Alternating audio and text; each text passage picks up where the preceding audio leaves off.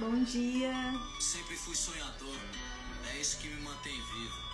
Quando pivete, meu sonho era ser jogador de futebol, vai vendo. Mas o sistema limita a nossa vida de tal forma que tive que fazer minha escolha, sonhar ou sobreviver. Os anos se passaram e Bom dia, Bruna. precioso. Porém o capitalismo me obrigou a ser bem sucedido. Laura, bom dia. Oi, Ju. 11h11. Uma solução rápida e fácil dos meus problemas. O crime. E hoje ouvindo Racionais MC. Mais eu ganhava, mais eu gastava. Logo fui comprado pela lei da Bom dia, Lua. 14 anos de repressão. A vida é um desafio. É a música do Racionais MC. E vocês vão entender o porquê que nós escolhemos essa música com um convidado de hoje, que é lá do Capão. É o Bruno. E aí é sensacional a história dele, que vive, né, lá no Capão Redondo, e como que ele está transformando toda uma comunidade através da educação e da superação, porque a história do Bruno é uma história de superação. Então essa música, nós escolhemos ela por causa desse trecho. É necessário sempre acreditar que o sonho é possível, que o céu é o limite e você é imbatível. Que o tempo ruim vai passar, é só uma fase, e o sofrimento alimenta mais a sua coragem. É isso aí. Bem-vindo, Tia Hernani, bem-vinda, Di, Lua. E todos os dias, 11h11, nós estamos aqui com algum convidado, com algum projeto social que nós conhecemos pelo caminho. E algumas pessoas falam assim, 11h11, é hora de almoço, né? Então, mas a live fica salva por 24 horas, então é só depois acessar, compartilhar aí com seus amigos. E depois ela vai para o nosso canal no YouTube também, podcast. Então, depois se alguém quiser assistir ou compartilhar, ela fica aí nas redes sociais. E a partir de ontem nós começamos a colocar também no feed de notícias. Ontem foi com o Fábio Silva do Transforma Brasil, onde nós fazemos parte da plataforma e nosso objetivo é acolher 125 mil famílias. Então o Transforma Brasil está em todos os estados brasileiros e nós apoiamos esse projeto lindo. Fabinho, querido, gratidão por todo o amor, por todo o carinho, e seguimos juntos. A live dele ontem, que como a gente recebeu várias mensagens, isso não foi uma live, isso foi uma aula. Então a live está salva no feed aqui no Instagram. E a Juliana tá falando, eu assisto enquanto eu tô trabalhando. Tem gente que tá assistindo enquanto tá cozinhando, né? É verdade. Tem gente que tá só ouvindo. Só ouvindo, O Bruno já entrou, então a gente vai chamar ele aqui agora pra gente conversar um pouquinho. Bruno, vou ter você aqui. Vamos ver. Ó, Gabi. Gabi, Gabriel, Marra, sejam todos bem-vindos.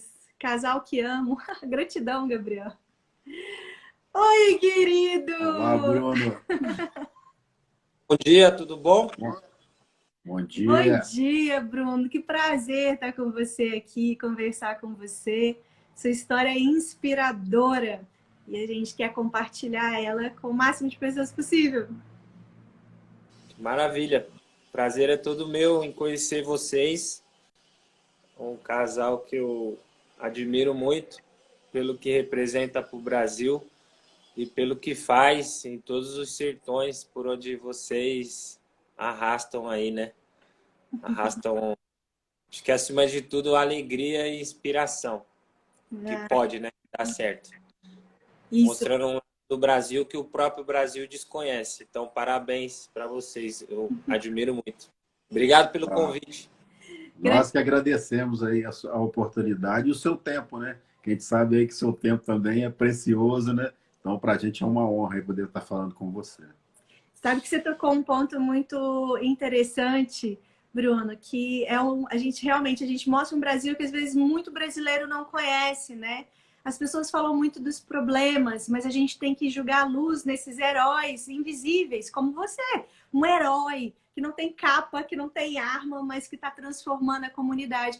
Não falando só do problema, mas buscando a solução, né? Então é uma honra para nós estarmos conversando com você por isso, que são esses heróis como você, esses brasileiros que fazem a diferença e que a gente tanto admira, que a gente gosta de conversar e gosta de nos alimentar. Como o Dudu falou, no horário de almoço, 11 horas, é que seja um alimento do bem, né? Essas palavras que a gente ouve são alimentos do bem.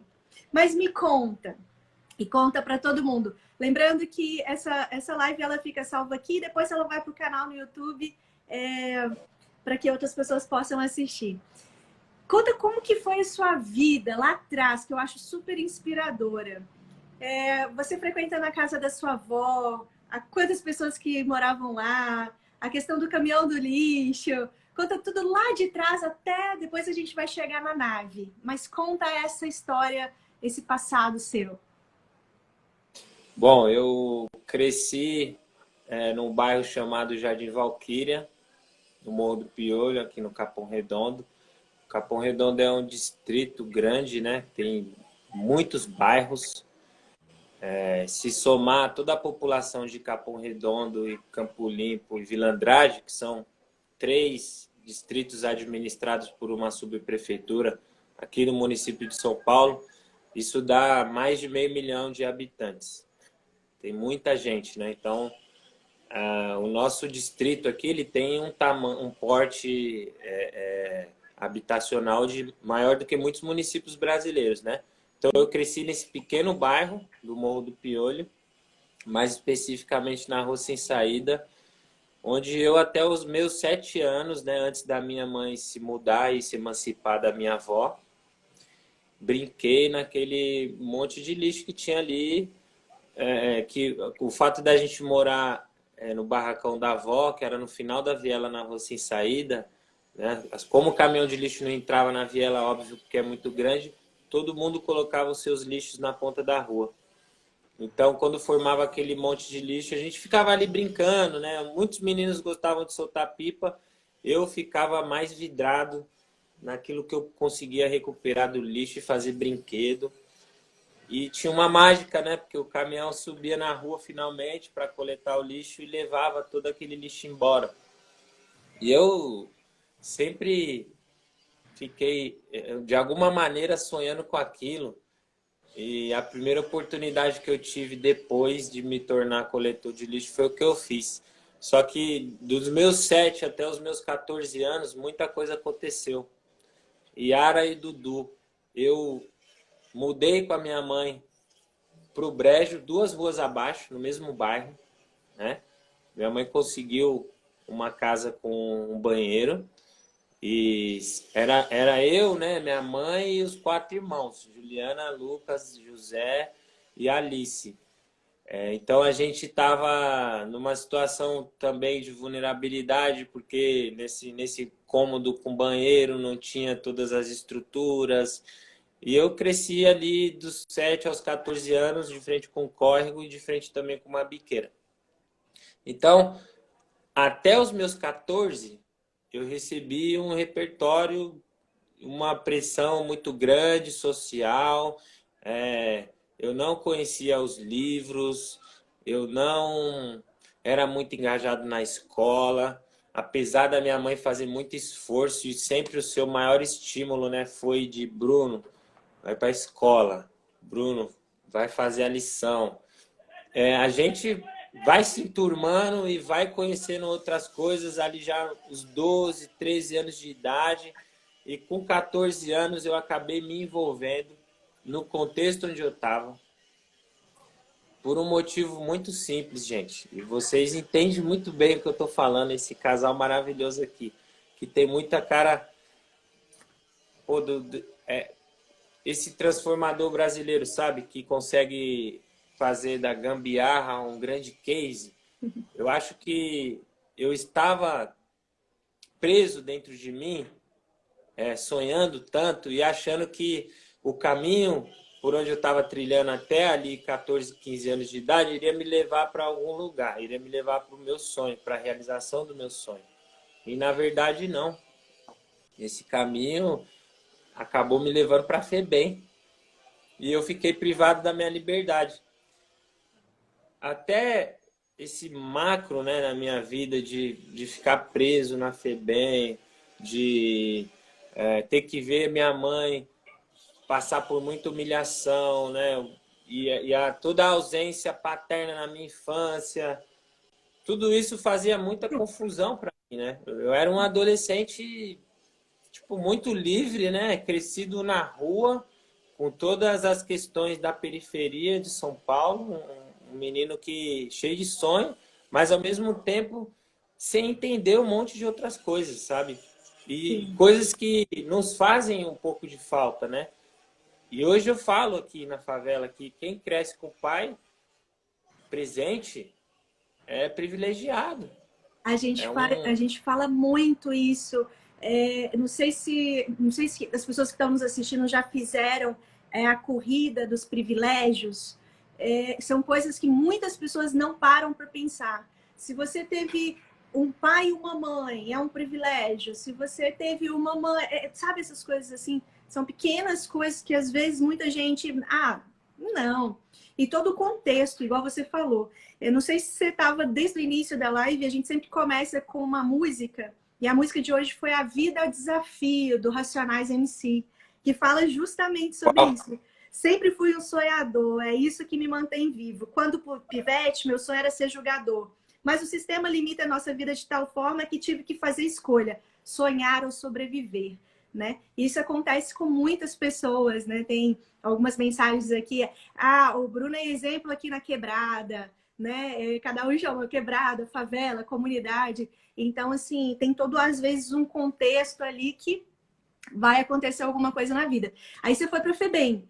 Aí você fugiu da FEBEM, né? Você saiu de lá. Eu fiquei 6 meses no Tatuapé. Foi um período que essa instituição estava entrando num declínio muito grande, né? Por falta de respeitos mínimos aos direitos humanos. Então, tinha muita rebelião naquele momento, muita tropa de choque o tempo todo, e bomba, e humilhação, e um monte de coisas que a gente acaba vivendo que não escolhe, né? Por estar uma gaiola, né? Sim. Você estudou através de alguma instituição, foi isso? Eu vou chegar nesse ponto já. Toda essa falta de direitos ali na FEBEM, eu não pensei 2 vezes quando eu vi a possibilidade de fugir. Eu não pensei, eu vou fugir. Não tinha. Fugir. Eu queria fugir daquela situação também. Então, me vi evadido da FEBEM ali, fugitivo. E nesse momento, num período de quase 1 mês que eu fiquei fugitivo na rua, o meu pai, essa presença paterna que fez tanta falta lá atrás, chegou no momento certo. Eu gosto muito de contar a minha história e de falar desse momento da história, que para mim é um ponto alto, porque acontece algo transformador. Nada é como antes. É como essa crise que a gente está atravessando agora. Nada será como antes. Então, nesse momento, nesse divisor de águas que eu sento com meu pai e com a minha mãe, estando fugitivo da FEBEM, o meu pai olha para mim e fala que eu tenho que resolver, e eu olho para ele e penso comigo, dentro de mim, quem é você? Você chegou agora e quer que eu resolva o quê? Sabe? Então, eu precisei procurar em mim onde é que estava o Hadouken, onde é que estava a magia. E eu não encontrava de praxe, de bate-pronto nesse bate-papo, mas pelo estresse da conversa e a dificuldade, imagina você de frente do seu pai e da sua mãe tendo que tomar uma decisão muito... que você sabia que se você voltasse para a FEBEM, você ia ficar preso de novo, mas ficar fugitivo também não era o melhor caminho. Então eu estava muito andando na linha tênue dessa decisão. Foi quando eu falei para o meu pai que não. Ele levantou e socou a mesa e falou que sim, você tem que resolver. E o soco que ele deu na mesa proporcionou um silêncio muito grande na conversa. E foi nesse momento de silêncio que eu voltei com a resposta que eu nem... não foi medida, não foi pensada, não foi racionalizada. Ela só saiu de dentro de mim, de um lugar que eu chamo de o santuário, sabe? Todos nós temos dentro da gente lugares que quando a gente acessa, você não... É impossível que você volte diferente reproduzindo padrões, é impossível. E desse lugar saiu ok, vamos resolver, mas vamos resolver todo mundo junto. Então, olhando no olho do meu pai e da minha mãe, eu disse que a gente ia resolver todo mundo junto. Porque também reza a lenda que só ficaram juntos uma vez e me fizeram. Ou seja, né, o meu pai e a minha mãe tinham assuntos ainda que precisavam ser resolvidos. E ali, no metrô, do Capão até o Brás e depois Barra Funda, até chegar na FEBEM, porque aqui não tinha linha amarela na época, né? Nas baldeações, foi uma tensão total, nós três dentro do vagão, e né, aquela coisa, a porta abria e fechava, tocava a campainha e a minha alma corria do meu corpo o tempo inteiro, também querendo fugir daquela situação muito desagradável, nós três ali. E quando chegou no fórum, eu me apresentei e resolvi, né, tomei a decisão de me entregar, porque hoje eu consigo dizer que naquele momento, com meu pai e com a minha mãe, foi o momento onde eu tive a oportunidade de resgatar as rédeas da minha própria vida, porque agora nem a minha mãe, nem o meu pai mais, nem a favela, nem o tráfico, nem o crime, nada poderia definir quem eu era. Eu tinha decidido que eu voltaria, sairia pela porta da frente para poder fazer as coisas que eu queria fazer, sabe? E a primeira coisa que eu fiz, ainda preso pela segunda vez, né? Lembrando que na primeira vez eu estava preso dentro de mim, a prisão já era interna. E da segunda vez, apesar do corpo preso, a minha cabeça não saiu daqui de fora, porque eu sonhei o tempo todo em como que seria a minha vida, como que eu queria a minha vida, o que que eu queria fazer da minha vida. E desse sonho surgiu voltar a estudar, terminar o ensino médio, fazer faculdade, conhecer outro país. Todas essas coisas eu anotei numa folha. Eu tive a oportunidade de, logo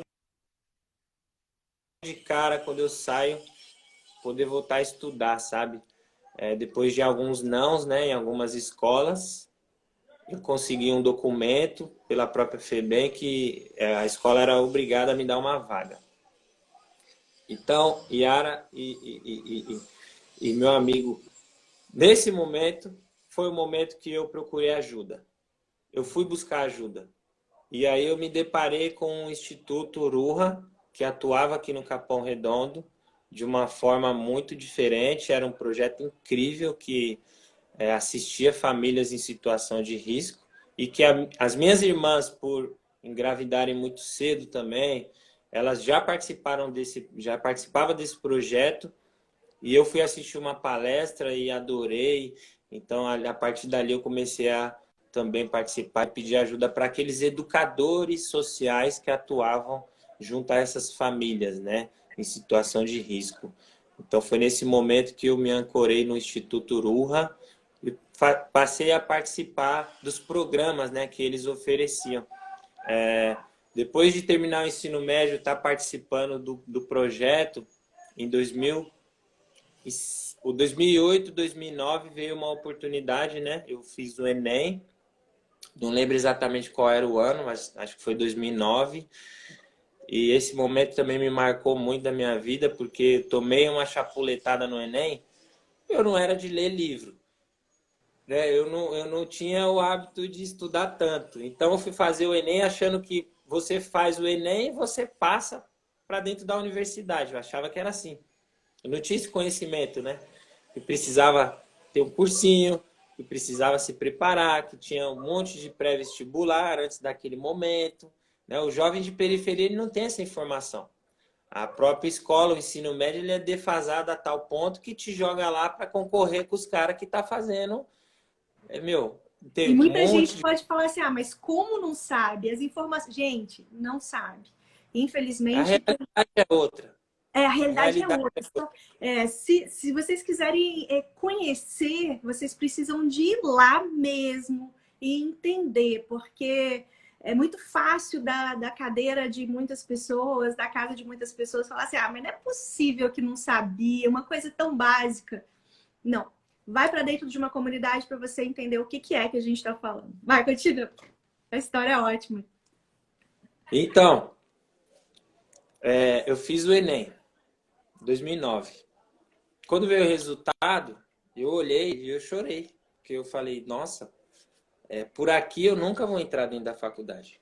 Eu achava que aquela era a porta, sabe? E eu vi que não era, uma frustração grande dentro de mim. E agora, o que eu faço com isso, né? Chorei uns 2 dias aí seguido, de tristeza mesmo, de olhar e falar, pô, esse sonho vai ficar para trás? Não, não pode. Aquela briga, né? E um impulso por dentro, e eu falei para mim mesmo naquele momento, olhando para aquele resultado, que aquilo não me impediria de ingressar dentro de uma universidade. Aquilo não ia me parar. Aquele não da vida, por despreparo, acabou sendo também o meu professor, porque me disse, Claro. então procura um meio, dá um jeito. E foi o que eu fiz, né? Continuei participando do projeto, todas as propostas que eles tinham eram muito benéficas para a família. E eu, como um jovem que estava ali começando, né, sempre assistindo as palestras e tal, por algum motivo eles gostaram de mim também. Eu participei de umas viagens com esse grupo, né? Conheci um educador que me levou para muitos lugares e conversava muito comigo. E a partir dali eu fui galgando também outros objetivos, né, nessa lista de sonhos, até que um dia, em 2010, eu consegui entrar na empresa de coleta de lixo, né? Esse ano foi um ano estrondoso, porque eu realizei 2 sonhos dentro do ano. Consegui virar lixeiro, porque era um sonho de infância, né? Aquela história de ver o lixo sumir e o caminhão levar. A Para onde que vai mágica, tudo isso? O que que acontece? Daqui a pouco eu estava ali. Acho que é legal também contar que quando eu fui na empresa de coleta para poder começar o trabalho, né? Eu fui fazer as entrevistas. Essas empresas, geralmente, para ficar com 6, chamam 60 candidatos, porque é uma concorrência feroz, né? Quando chegou na sala de entrevistas, tinha muita gente de chinelo, de brinco, enfim, vestido como se fosse na feira livre, sabe? Fazer uma compra. E eu tinha, por estar participando do projeto, arrumei sapato social emprestado, calça jeans, camiseta de manga, passei a roupa, me preparei para a entrevista. E eu fui. E quando um dos líderes entrou na sala, né, de seleção, o cara comentou, olha, quando vocês forem em outra empresa, procurar emprego, vai vestido que nem aquele rapaz ali, ó. Apontou para mim, falei, nossa, vou entrar. Me Vou, viu, enxergou. vou conseguir. Por quê? Porque eu estava vestido daquele jeito. Eu acho que era o sonho, né? Não dá para botar a culpa na roupa, mas acho que era a minha intenção de estar ali, de estar inteiro, de estar presente. Acho que isso também fez toda a diferença. Porém, a gente sabe que a estética é importante, né? Que as pessoas compram o que elas veem. E o recado para você que está aí achando que não dá certo, que já tomou uns não, tem que se preparar. A gente precisa estar preparado, né? Para o sim e para os nãos. Então, a partir dali eu falei, nossa, olha que incrível. Olha aqui que a participar daquele projeto social me deu a oportunidade de alguma forma, me destacar entre os candidatos. Então, a minha chance foi maior por estar vestido de XPTO e não WXZ, sabe? Uhum. Foi muito louco, porque esse cara passou a ser o meu líder depois dentro da empresa e a gente conversa até hoje, somos muitos amigos. Eu saí da empresa em 2012, porque eu ingressei na gestão ambiental depois de tomar a pancada do Enem. O projeto me ligou, a coordenadora de educação, a Vivi, me ligou numa tarde e falou, Bruno, tudo isso em 2010, gente. Imagina aí a conta, é muita emoção um cara só, né? A Vivi me ligou e falou, Bruno, a gente sabe que você fez o Enem, que não foi aprovado e tal, mas nós estamos com uma parceria aqui internacional. É um grupo de empresários chamado Leaders Quest Fellowship. E a gente entende que você tem um perfil para participar desse negócio. A gente te escreveu. E eu estou aqui para te contar que você ganhou uma bolsa de estudo. Quando me contou isso pelo telefone, eu tirei o telefone assim, né? A gente agradece e fala, nossa, obrigado. Foi tão rápido. Né? Porque existia um alinhamento, gente, muito centrado. Eu queria entrar na faculdade. Eu falei para mim mesmo, diante do não do Enem, que eu eu ia ingressar de alguma forma dentro da universidade, porque até então a minha família materna, ninguém tinha passado por aquele lugar. E no primeiro dia de aula que eu pisei no pátio, ali em Santa Amaro, na Estácio, né, foi um dia de realização, porque eu via tudo aquilo acontecendo na minha frente, as pessoas passando com os livros, os outros imprimindo, os outros discutindo em grupo. Sabe aquele pátio de universidade lotado? E você fala, nossa, consegui, eu vim até aqui. E para mim já estava bom. Só que aí aconteceu outras coisas, gente. Eu aprendi a interpretar texto. Eu aprendi a assistir um filme e saber fazer uma análise. E tudo isso é muito básico, mas é tudo nos tirado. A gente não tem isso na escola pública. Ninguém ensina isso pra gente lá. E eu, que era da turma do fundão, você quando não consegue falar a língua de quem está na frente da classe, você vai para a turma do fundo. É o que sobra lá, fundão, sabe? Então, num momento muito... A gente acha, né, que as oportunidades são iguais para todo mundo e não são.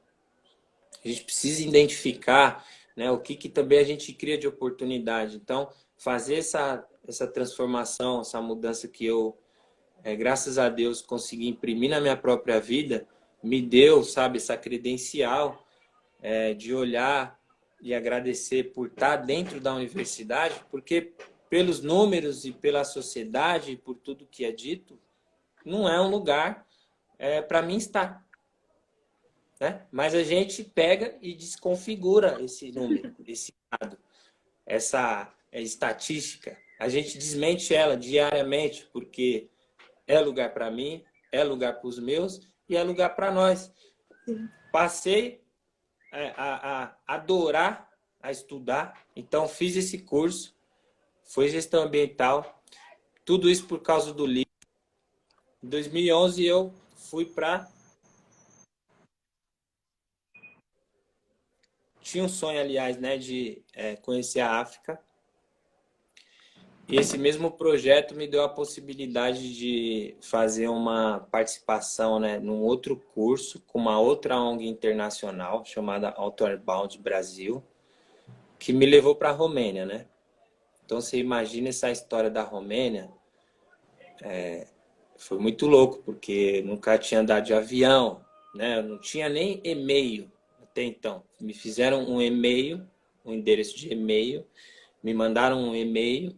Eu li esse e-mail e nesse e-mail dizia que eu tinha esse desafio de fazer um curso de canoagem, porém, esse curso era todo em inglês e não tinha tradução. Não, a minha pergunta é, você que está me ouvindo, você iria assistir na live, você iria?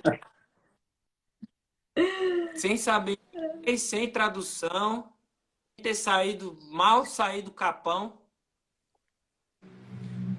Eu li o e-mail inteiro, gente, e falei assim, deu mó medo, né?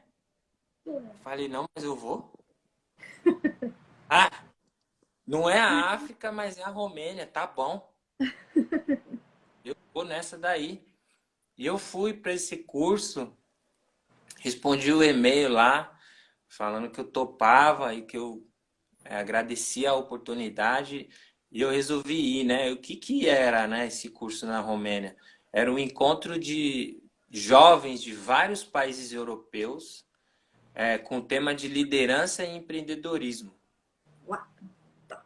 E o fundo de pano era canoagem, era remar num rio chamado Delta do Danúbio, que é um patrimônio ambiental, né, dado pela Unesco, é um lugar preservado onde só tem algumas espécies, tanto marítima quanto aquática, quanto de aves e tal. E um lugar assim, gente, espetacular de lindo. Esse rio corta muitos países da Europa, né, passa por vários países. E nesse lugar na Romênia ele faz um delta, né? E é muito incrível, né? E a gente teve essa oportunidade.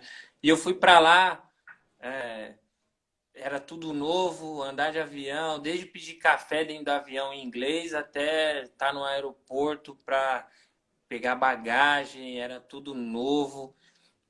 E eu todo tempo pensava, né, caramba, passava um filme na minha cabeça, né, de onde que eu vim, olha onde eu tô, o que que tá acontecendo. Tinha hora que você tinha que se beliscar mesmo para ver se era realidade tudo que estava acontecendo. Porque você desacredita, é muito incrível. Nessa possibilidade da Romênia surge algo assim extraordinário também na minha vida, que é perceber que, pô, se eu tô aqui é porque eu tinha que estar, e eu me joguei de cabeça nesse curso, comecei a falar inglês do meu jeito com a galera, né? As meninas brincam e falam, o inglês do Bruno é muito legal, porque você se diverte tanto, você não entende nada, mas você se diverte muito com ele. E eu não podia ficar para trás, tem que falar, mas o fato é que eu conheci uma pessoa lá, a Carol. Quando eu entrei no ônibus, eu fui o último a embarcar, né? Isso em Bucareste, no aeroporto, assim que eu saí, desembarquei. Eu fui o último a entrar dentro do ônibus, aqueles ônibus bem amarelão do Homer Simpson, que eu achava que só tinha em desenho. Eu embarquei, ficou um silêncio, todo mundo me olhando, eu fui o último a entrar. Só tinha eu de negro nesse negócio, de preto, camisa do Brasil, do Ronaldinho Gaúcho, bem canarinha mesmo. Todo mundo me olhando, gente. E lá no fundo do ônibus, uma pessoa olhou e sorriu. Eu sorri de volta e fui em direção daquela pessoa. E quando chegou lá no fundo do ônibus, eu falei oi, ela falou oi, eu falei tudo bem, ela falou tudo. Eu falei, se fala português? Ela falou inglês e espanhol também. Essa menina falava 3 idiomas, era do Equador, ela, e ela traduziu o curso inteiro para mim. Que legal. Ou seja, tudo que eu queria saber, eu ia lá e perguntava para ela. Quando tinha os encontros, as tarefas, né, os diálogos em grupo, eu ficava colado na dela porque ela traduzia para mim. O fato dela traduzir fez com que eu entendesse o que estava pegando lá. Aí lascou, porque aí o fato de eu entender fez com que eu quisesse participar ainda mais. E em um dos momentos dessa canoada toda, a gente pegou o lixo na beira de um quiosque que tinha, que estava muito sujo, né? Então, essa ONG, ela trabalha com uma pegada de melhorar o lugar por onde passa, né? E dessa experiência ao ar livre. Então, a gente fez coleta de lixo, porque os turistas andam nas lanchas e nos barcos e vão jogando, né? Garrafa, plástico. Infelizmente, não é porque é europeu que sabia tudo não de lixo, não, gente. Os caras também precisam aprender muito com a gente. E foi isso que eu enxerguei lá, sabe? Ver a possibilidade de dar uma aula, porque ninguém entendia nada sobre resíduos, sobre reciclagem. Galera, apesar deles terem lançado aquele negócio das lixeiras coloridas, eles também são muito defasados com essa questão do lixo, sabe? Do resíduo sólido. Educação, né, que se fala, né? Acho que o mundo precisa entender, né, que não é brincadeira. Os cursos, eles... Conscientização mesmo, né? Quase não existe lixo, gente. Lixo é o que não tem reaproveitamento. É uma... Enfim, acho que tudo tem jeito, sabe? E era o que eu tinha entendido na minha vida. Essa paixão pela sustentabilidade foi de olhar para a minha vida e falar, eu tenho jeito. Eu posso mudar. Eu posso me transformar. Então, por que não transformar algo que está ali jogado num algo mais bonito? Você pinta, você recupera. Mas a nossa cultura de consumo, né? Você compra um novo e joga o velho. Então, não importa se aquele usado ou velho serve para alguém que talvez até aquele momento não teve oportunidade de ter. Então, na Romênia, quando a gente participou dessa coleta, eu provoquei as pessoas lá, os educadores, né? Com a ajuda da Carolina. Eu falei, mas o que vai ser feito com esse lixo que a gente está pegando? Porque tinha garrafa, tinha um monte de coisa interessante no meio de tudo aquilo, né? E os caras simplesmente não tiveram resposta naquele momento. Quando foi no final desse dia, o instrutor que é brasileiro, né? Hoje ele é presidente dessa ONG, o Andreas Fisch, para que eu quero deixar aqui um grande abraço, porque me ensinou muito, aprendi demais com essa turma. Obrigado, viu, gente? Outward Bound, vocês fazem um trabalho incrível, mudou minha vida, né, junto com o Ruka. Eu recebi lá o toque-toque na porta do chalé e o Andréas falou, Bruno, você perguntou para a turma o que era para fazer com o lixo e os instrutores dos outros países decidiram que amanhã à tarde você pode fazer o que você quiser com os jovens e com todo o lixo que a gente pegou. Aí eu falei, puta que pariu. E agora, velho? O que eu vou fazer, que eu vou mano? fazer? Aqui. E agora, não dormi, né? Fiquei revirando para um lado para o outro. No outro dia cedo, pedi um computador emprestado, baixei o trailer do Lixo Extraordinário, filme protagonizado por Tião Santos, né? Que Querido, conhecemos ele. Verdade Engranada. é Fantástico. um brother, amigo, um beijo, Tião. Gente, eu passei só o trailer do filme. E tinha que ver a cara da galera lá. Num salão, reuniu todo mundo. Deixei os sacos de lixos todos separados lá fora, no quiosque, né, no chazinho. E aí eu falei pra turma, né, a gente mostrou o trailer e eu falei, agora é o seguinte, vamos fechar o olho todo mundo. Eu fui lá, eu fui na minha, Yara. Fui fazendo do meu jeito, botei todo mundo pra fechar o olho. Não é reza, não é oração, não é meditação, não é nada disso. Só queria que vocês pensassem no seguinte. A gente até pode experimentar. Se você que tá vendo a live agora aí, né, quiser fechar os seus olhos e pensar o seguinte: acabou a água, acabou bauxita, acabou metal, não tem mais nada, não tem mais recurso natural. O que a gente pode fazer com o que já tem disponível para a gente hoje? Como humanidade, a gente vai ter que se reinventar hoje, agora e nas próximas crises que ainda virão, né? Porque crise é uma palavra que é muito próxima da gente, da periferia. A gente convive com essa palavra quase que diariamente. Então, toda hora você tem que dar uma reinventada em algo ou em si para poder continuar, né? Para poder continuar sonhando. Então, a partir daqui, sabendo que não tem mais recurso natural disponível, o que você faria? Como que seria a sua vida? E foi isso que eu fiz lá com esses jovens. E eles foram, né? Teve gente que pediu para falar, teve gente que saiu da sala chorando, porque realmente é uma reflexão forte. Sim. Ao perceber que a galera tava entrando nesse clima, eu falei para eles assim, podemos já abrir os olhos. E agora é o seguinte, gente, tá tudo aí, tem água à vontade, tem material, tá tudo aí. A gente pode continuar consumindo do jeito que a gente consome, ou a gente pode rever os padrões de consumo que a gente tem, né? Porque é importante que sobre para as próximas gerações e que você não precisa de consumir 3 planetas Terra, né? Vamos compartilhar, vamos fazer o que tem com o que já foi produzido, né?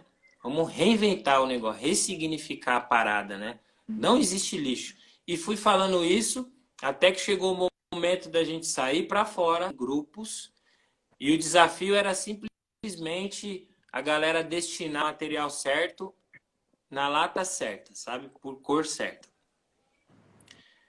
Foi um ó. Eles não sabiam.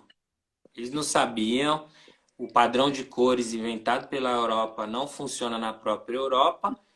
Eu trabalhava na coleta de lixo, conhecia a cooperativa, conhecia a realidade dos catadores, falei disso lá e foi muito incrível. Foi muito incrível porque eu realmente teve um momento lá que eu explodi, que eu falei, no Brasil a gente resolveu.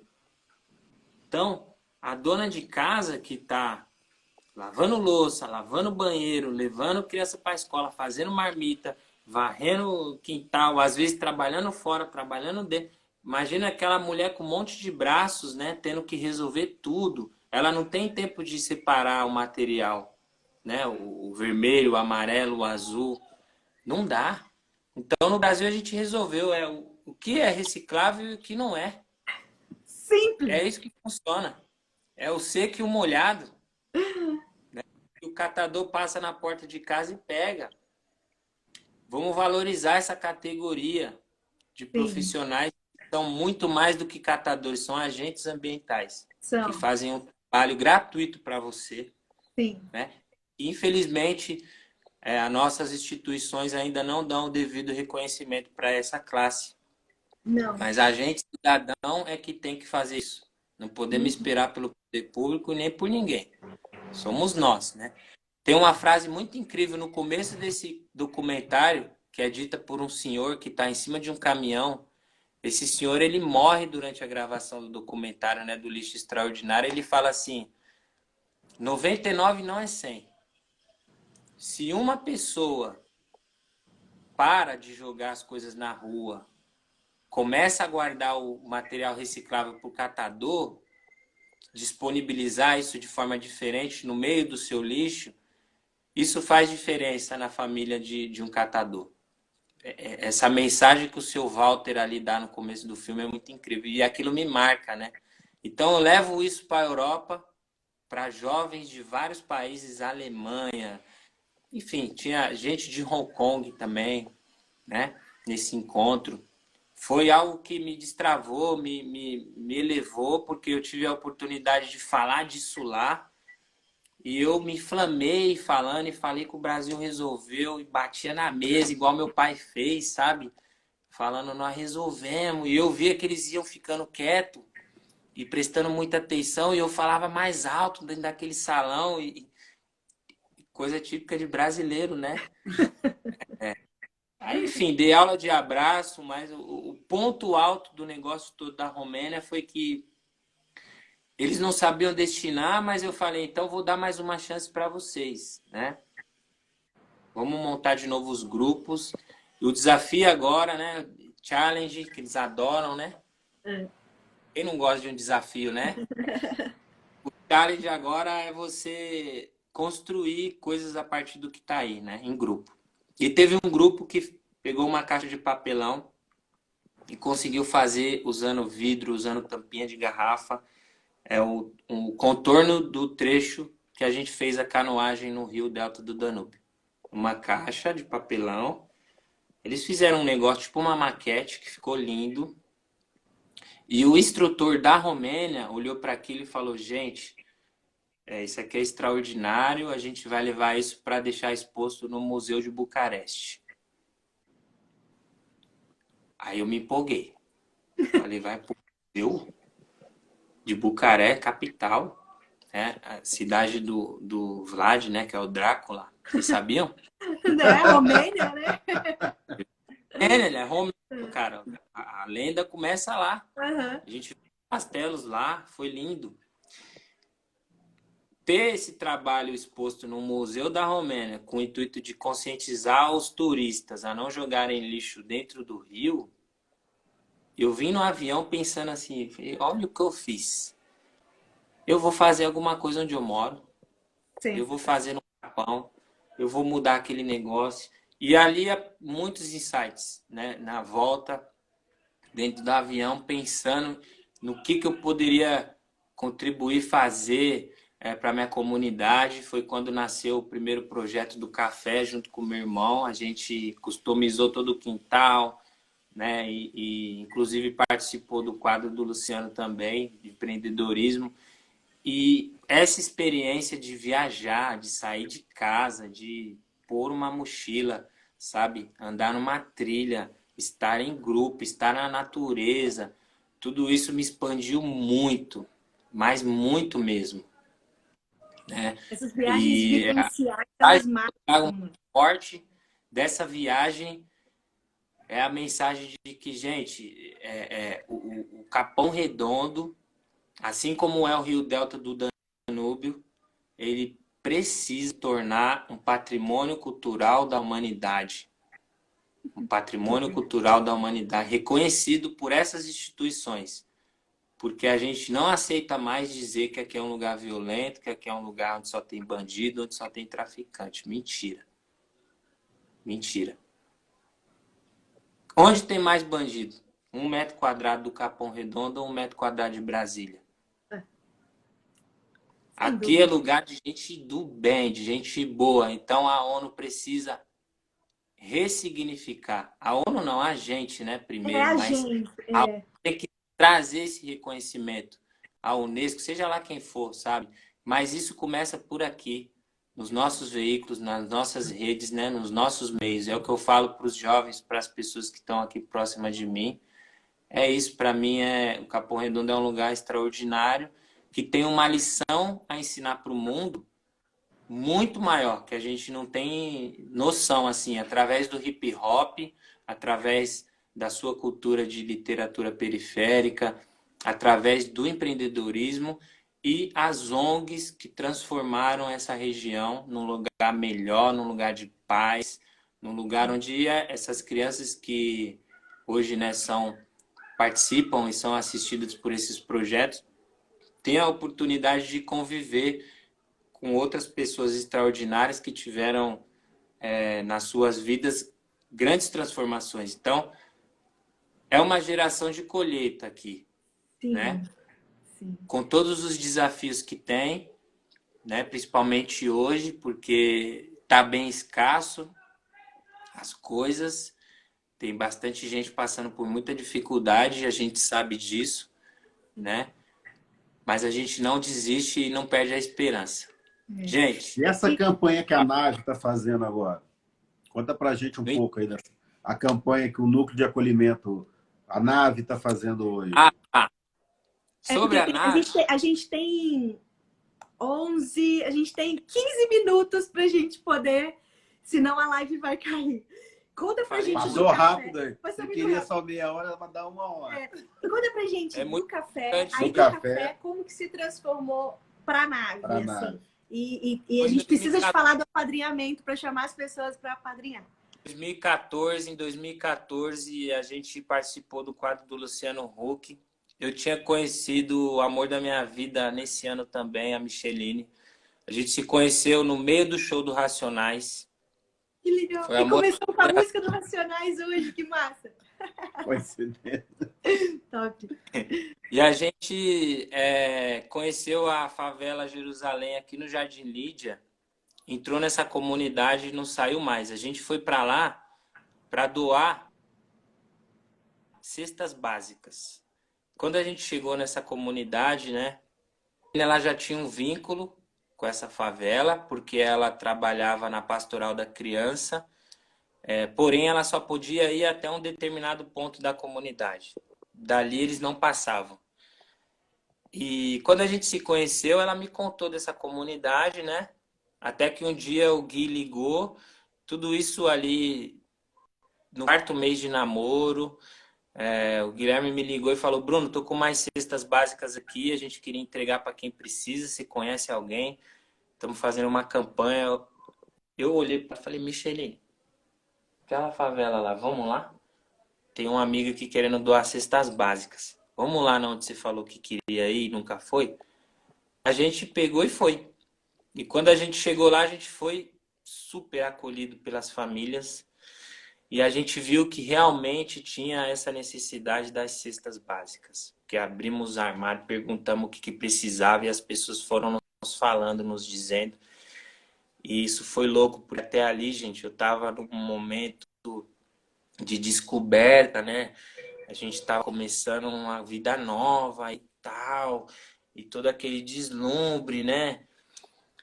Eu falei: não, tá tudo errado. Por que a gente está tendo que viver coisas assim no século XXI aqui nessa região? Não pode, a gente tem que transformar isso. E aí, junto com a Micheline, a gente fundou a Nave para levar assistência e apoio para dentro desses lugares que infelizmente ainda existem, sabe? Lugares extremamente pobres, empobrecidos aqui no Capão, onde famílias inteiras vivem à margem da exclusão. Eu digo que a favela ela é excluída por várias coisas, né? Só que tem outras favelas dentro da favela que são 10 vezes ao quadrado excluídos. E o programa de apadrinhamento que a Nave lançou há poucos dias nada mais é que uma resposta para a sociedade uma oportunidade para a sociedade também reverter esse quadro. É inaceitável que crianças e adolescentes não tenham acesso à educação. É inaceitável que as pessoas não tenham acesso à saúde básica. É inaceitável que as pessoas não tenham acesso à água potável. Hoje, aqui. Eu não aceito. Então, olhar para a nave e trazer esse programa, né, que foi com muito carinho olhado pela Gabi, que é a filha mais velha da Micheline, que é a nossa pedagoga, que cuida de toda a área, né, de pedagogia da nave, que quem desenha realmente o que vai ser feito na semana com aquela criança, né? Então era assim que a gente trabalhava antes da pandemia, no contraturno escolar, oferecendo atividades pedagógicas para a molecada. Só que agora chegou essa crise sem precedentes, a gente está trabalhando com cesta básica e marmitex, mas isso não é suficiente. Precisamos de um programa contínuo, onde pessoas que têm a possibilidade de estender a ajuda para uma família diretamente, é isso que esse programa está fazendo, conectando famílias para se ajudarem, né? Eu digo mais, você que pode apadrinhar uma família ou amadrinhar uma família, não se engane, você vai ser apadrinhado ou amadrinhada. Porque é uma oportunidade incrível de se conectar com pessoas que têm sonhos, que têm muita esperança e brilho no olho para fazer com que a sua vida decole de fato, tá? Gente, então, E se de alguma se a pessoa quiser apadrinhar, como que ela faz hoje? hoje ela Vai estar no nada? precisa entrar no Instagram da nave ou pelo telefone, né, que a gente pode disponibilizar depois. Eu não tenho aquele negócio do arrasta aqui, mas já estou verificando aqui com meus amigos como é que Nós vamos publicar hoje no nosso A gente feed coloca de o notícias arrasta aqui. também. Ótimo, Cair lá na nave. ótimo. Você que está ouvindo também pode publicar esse arrasta aqui, arrasta daí também, porque lá tem todas as informações, tem os contatos, tem um link que é super simples, que a gente disponibilizou para as pessoas preencherem, né? Para a gente entender mais ou menos o perfil, né, dessa ajuda. Lembrando que a tarefa nossa é fazer com que essas famílias minimamente consigam atravessar essa crise de forma mais humana e humanizada, né? Sem Quantas faltar famílias, Bruno? Quantas famílias vocês Hoje estão atendendo na nave? trabalhando com o número de 30 famílias. A gente já tem ali 16 padrinhos. Queremos bater essa primeira meta, né, de 30, porque essas 30 famílias são as que a gente já identificou que são as que mais precisam nesse momento. Então, a ajuda já chega com tudo para uma família dessa. Aí você vai definir junto com a equipe o que é melhor, né? A gente já identificou que cesta básica, produtos de higiene pessoal, mas às vezes, gente, o que eu tenho falado, tá, gente? A nossa cesta básica tem que ter livro. Nossa cesta básica tem que ter educação, curso de inglês para o adolescente poder fazer online, né? Então tem um kit de apadrinhamento aqui que vai custar R$ 500. Então, essa família tem lá 8 crianças, tem 2, 3 que é adolescente, vai poder fazer um curso de inglês pelo WhatsApp. Que Porque é assim que a massa. gente tem que aprender inglês, porque na hora que né, a oportunidade de bater, falar, ó, quer ir lá para a Romênia fazer canoagem, já tem que ir. Não pode sofrer o que eu sofri, né? Não precisa sofrer tanto. Dá para aprender, já temos que ir estudando, mas a mensagem de que a cesta básica é muito mais que arroz e feijão.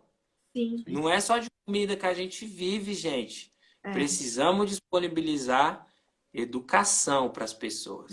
Precisamos, é urgente isso.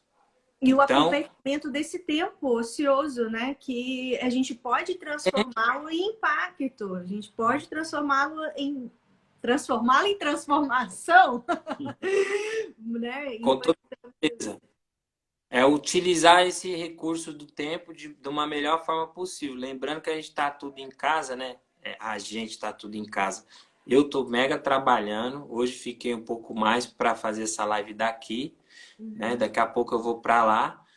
Mas a gente está diariamente na favela, também levando marmitex e vendo as demandas, né, que as famílias estão tendo, porque a gente trabalha com essa pedagogia mesmo do vínculo afetivo, de estar perto, de estar próximo e de estender essa conexão para quem, né, para quem quer e pode ajudar.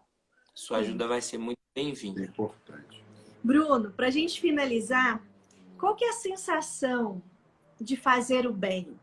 Qual que é a satisfação interna de poder transformar a vida de tantas pessoas que passam pelo seu caminho? Como você foi transformado também, mas como você se sente transformando a vida de tantas pessoas? E qual que é o seu grande sonho? Eita, duas Uau, hein? perguntas rápidas, hein? Duas perguntas difíceis, hein?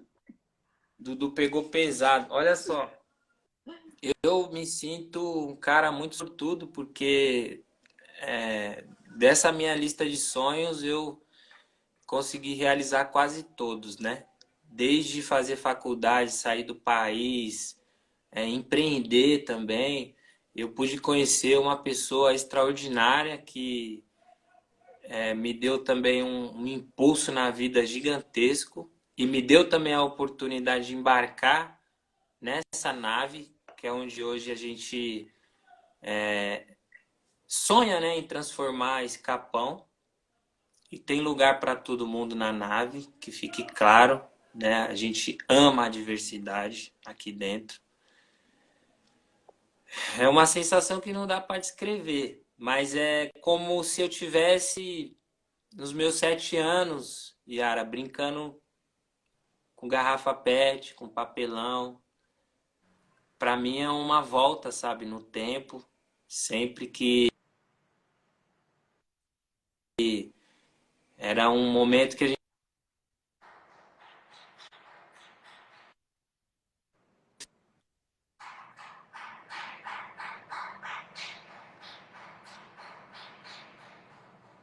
desculpe, de felicidade, de alegria, de satisfação, né? E na verdade a gente acaba sendo o que transforma quando a gente faz o bem. É verdade, é verdade. Eu e Dudu, a gente fala que esse casal que saiu lá de 2011, que foi para a estrada, essas duas pessoas não existem mais, porque a gente se transformou tanto, aprendeu tanto com os bons exemplos que a gente encontrou pelo caminho, que essa força, essa empatia de que a dor do outro é minha também. Então, se a minha força pode ser a do outro também. A gente é muito grato de conhecer pessoas assim tão incríveis e de te conhecer. Conhecer essa história que é tão linda, que é tão linda. Eu espero sinceramente que a gente possa seguir juntos, né? Que conta com a gente, o que você precisar também, que a gente possa seguir juntos. E depois que tudo isso passar, que vai passar, a gente possa se encontrar para um grande abraço de coração com coração. Queremos visitar a nave. Queremos embarcar na Nessa nave com vocês. Por favor. E aprender cada dia mais. Suas palavras foram lindas, mas principalmente as suas ações são lindas, né? Tudo o que você colocou em prática na sua vida é inspirador, inspirador. Muita honra de ter tido você conosco hoje, nesse momento, viu? Gratidão. Eu também sou grato, eu agradeço demais, até por a gente já estar conectado, né? De alguma forma, eu por várias vezes já pensei muito em vocês e isso aqui é uma pequena demonstração de concretização do que, como que a gente pensa, né? A importância de sonhar, né? De intencionar algo, né? E as coisas acontecem, né? Queria muito agradecer o livro que vocês me mandaram carinhosamente, assinado pelo Ítalo, para quem me manda um abraço, tá lá em Maués, né? Trabalhando pra caramba também.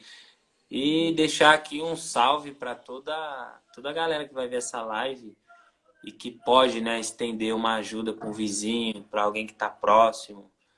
um morador uma pessoa em situação de rua, para um catador de material reciclável que passa na sua